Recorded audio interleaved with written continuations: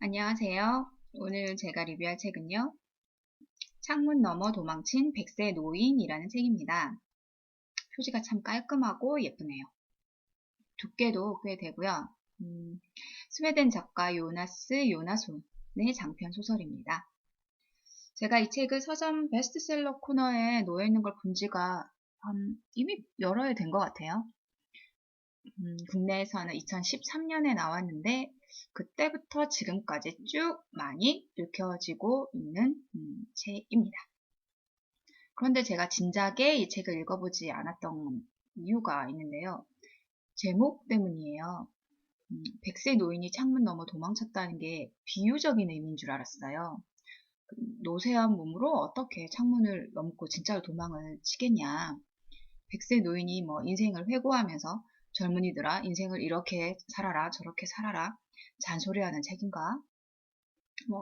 그러면 별로 안 끌리는데 이러고 있다가 진짜로 한 노인이 100세 생일날에 양로원 창문을 넘어서 도망치면서 이야기가 시작된다는 걸 알고 나서 다시 흥미를 가지게 되었어요. 그리고 뭐 인생 회고가 나오긴 나오는데 아주 특별하고 파란만장한 이야기가 들어있다는 입소문을 듣고 나서 진지하게 읽어보게 되었어요. 도대체 무슨 이야기지? 이러면서 진지한 마음으로 임했으나 금세 깨달았죠. 이 책을 읽을 때는 전혀 진지할 필요가 없다는 걸 말이죠.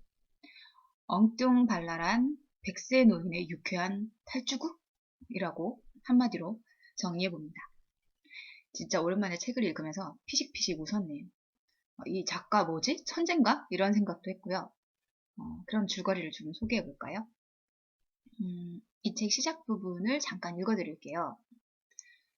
2005년 5월 2일 월요일 그가 좀 더 일찍 결정을 내려 남자답게 그 결정을 사람들에게 알리는 것이 좋지 않았을까 생각할 수도 있으리라. 하지만 알랑 칼소는 행동하기 전에 오래 생각하는 타입이 아니었다. 다시 말해 노인의 머릿속에 그 생각이 떠오르자마자 그는 벌써 말름 쇼핑마을에 위치한 양로원 1층의 자기 방 창문을 열고 아래 화단으로 뛰어내리고 있었다. 어라? 이 할아버지가 진짜로 도망치네? 도대체 왜? 이렇게 궁금증이 안 생길 수가 없잖아요. 그래서 그 답을 찾으려고 읽다 보면 어느새 책이 끝나 있어요. 두꺼운 편인데도 전개가 빠르고 또 유머스러운 문체 때문에 전혀 길다는 생각이 들지 않았어요. 2005년 어느 날 별 특별한 이유 없이 자신의 100세 생일 파티를 앞두고 양로원에서 도망친 할아버지는 우연이라고 해야 할지 의도적이었다고 해야 할지 모르겠는 어떤 경로로 깽단에 검은 돈이 든 트렁크를 가지고 튑니다. 이 할아버지의 실종은 그 스웨덴의 작고 조용한 마을에 일대 사건이 되고 경찰과 깽단에게 동시에 쫓기는 도망자가 됩니다. 이 힘없는 노인이 그 큰 트렁크 끌고 가봐야 얼마나 갈까 싶은데요. 이 탈주의 과정에서 만나게 되는 사람들이 있어요.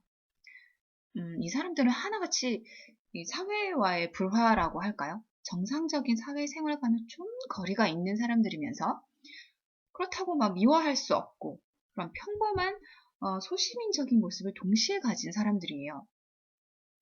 율리우스, 베니, 예쁜 언니라는 세 사람이 알란의 도망 여행 과정에서 한 명씩 합류하게 되고요. 마지막에는 그들을 뒤쫓던 깽단의 두목과 형사반장까지 친구가 되는 얼핏 보면 정말 말도 안 되는 스토리인데 말이 되게 너무 재밌게 스토리가 흘러가요. 이게 이 책의 기본 뼈대라고 한다면 풍성한 격가지가 되는 스토리가 또 하나 겹쳐서 구성되어 있는데요.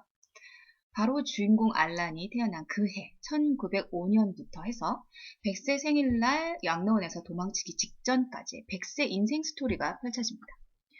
그런데 보통 인생이 아니에요.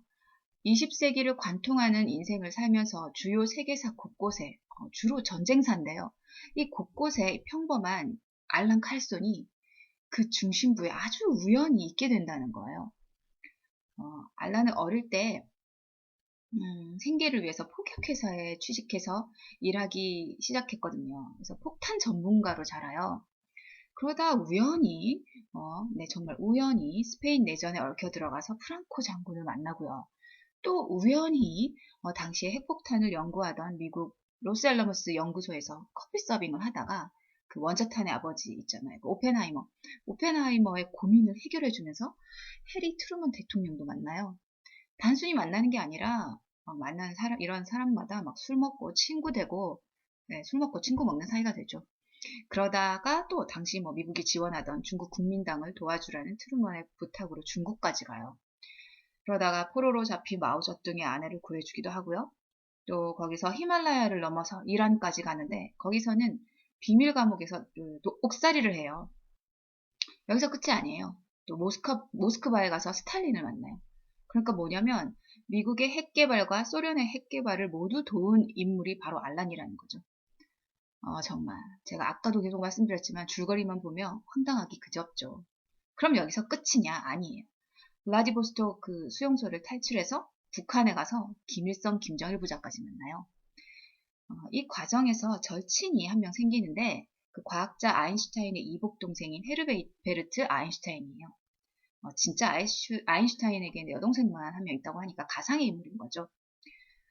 미국이 히로시마와 나가사키에게 원자탄을 떨어뜨리는 것을 보고 이제 충격을 받은 소련이 핵 개발에 박차를 가하게 되는데요. 이때 제일 똑똑한 과학자가 누구냐? 아인슈타인이다. 그럼 잡아와라 해서 잡아왔더니 외모가 똑 닮은 동생이었다. 이런 설정이에요. 이 작가의 상상력은 정말 상상 초월이다라고 말씀드릴 수 있겠네요. 알란의 인생 후반부와 돈가방을 들고 튄 이후의 이야기는 꼭 읽으면서 확인해 보시기 바라고요. 굉장히 유쾌하고 또 해피엔딩으로 끝나니까 기분 좋게 읽으실 수 있어요. 또 줄거리 말고도 제가 느낀 점을 좀 더 말씀드리자면 말도 안 되는 얘기를 말 되게 하는 작가의 스토리 구성 능력 말고도 너무도 매력을 느낀 게 바로 유머인데요. 주인공 알란의 성격을 구현하는데 이 유머스러운 문체가 자주 사용되고 있어요. 예를 들면 스탈린과의 만남 자리에서 스탈린이 화가 폭발해서 알란에게 욕을 퍼붓는 장면이 있어요. 이 더러운 쥐새끼야, 너 자신이 무슨 대단한 놈이라도 된다고 생각하는 게냐?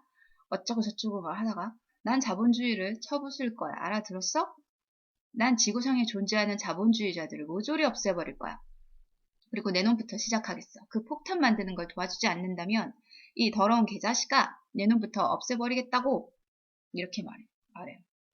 근데 이 말을 들은 알란의 기분을 표현하는 말이 그 다음 문장인데요. 기분이 좋다 나쁘다가 아니에요. 읽어볼게요.